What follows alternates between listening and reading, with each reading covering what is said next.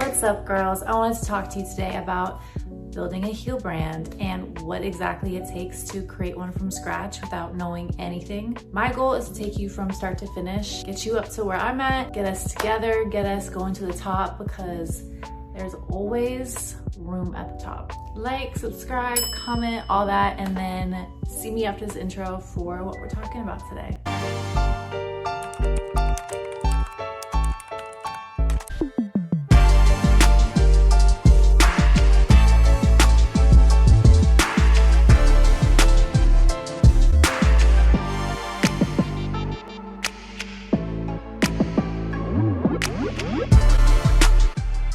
All right, so I wanted to do a quick video, but a very important video today. You want to make a heel brand. The best thing for you to do for a few weeks, I sketched, I daydreamed what type of brand it's going to be, the persona of the brand, everything like that, just to make sure that the brand identity is going to match the heels.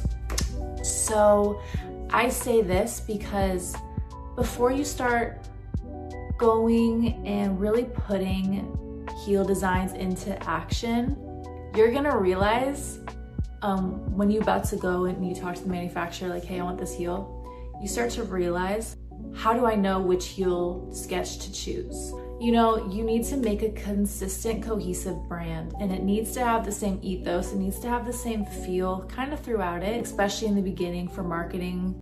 That's just the best way to go. It makes sense to the person. Like, oh, this is a really girly brand. Oh, this is like a cool girl brand. This is a LA brand. This is a Midwest brand. This is a comfy brand, whatever.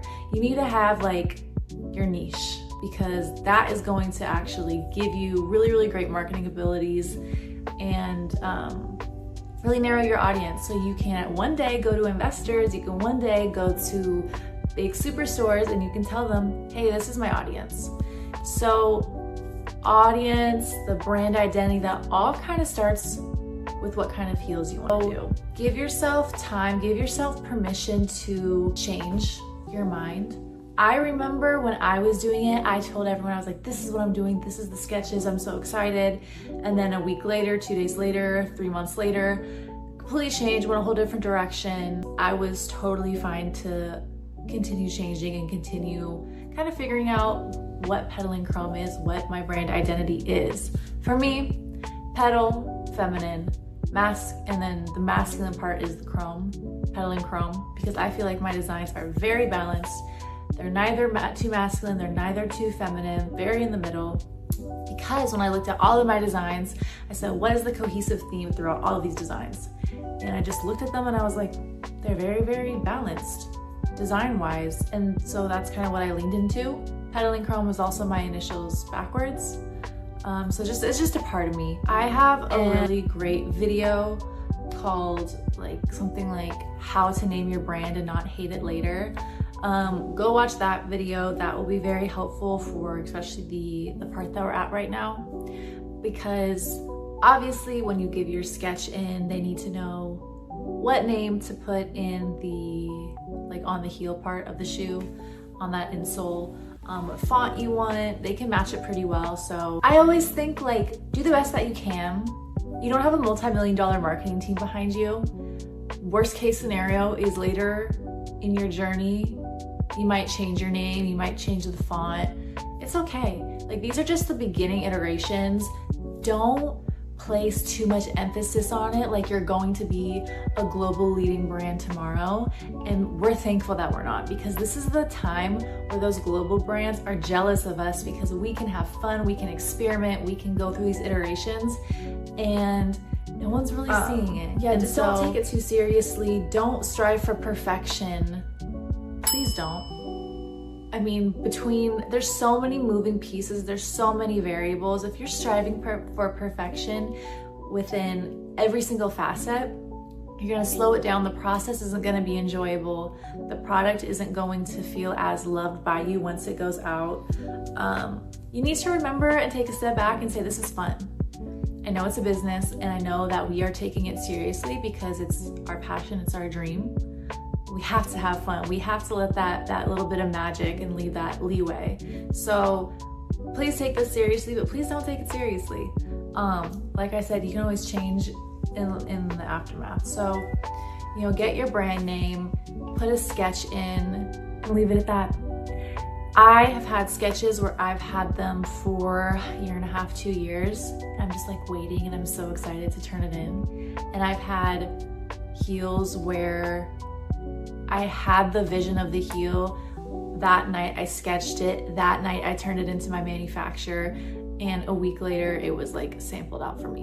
So you don't have to sit on a design for too long when you know you know. So this heel right here is the example. So I had this design idea and then the next day I sent it over to my manufacturer, and this heel means so much to me because it's genuinely the beginning of it all. This heel is my very first add to cart. Before it was always pre-order. This one is add to cart. Like, I'm actually selling pieces now. This design just came to me. I was like, cool, that's it, that's the one. And like I said, when you kind of take a step back and you don't put pressure on it, you let things flow, you let ideas come to you, and I'm telling you, that's where the magic happens. And we're really, really blessed because higher up, big corporation companies, this shoe design would have to trickle through. This would take months and months and months just to get this through production. And we as small business owners, as founders who is just us in the company, we get to have this idea and then the next day throw it to our manufacturer and have them immediately start on it. So that's so exciting. Don't always wish away and wish you were somewhere else. Be grateful and excited for the right now and count your blessings in ways like that. This heel part, when you wear it, it doesn't really go over your back heel and sit comfortably and sit securely on your heel. So when you walk, it doesn't feel like your foot's fully in the heel.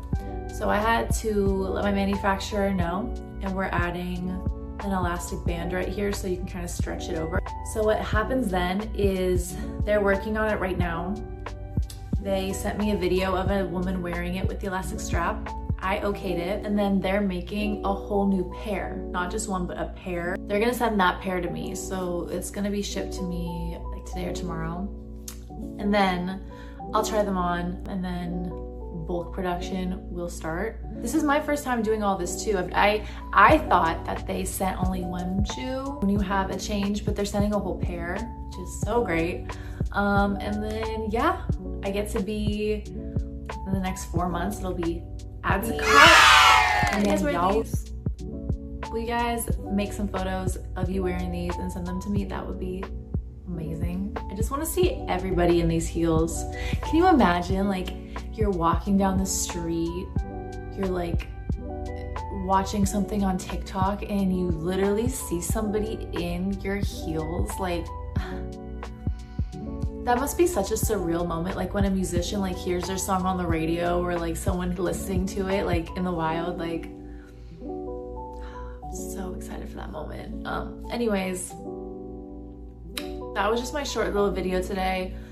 It's short, but it's very important. I'm telling you, do 100 sketches, do 100 iterations of heels, find the theme, send that first one off.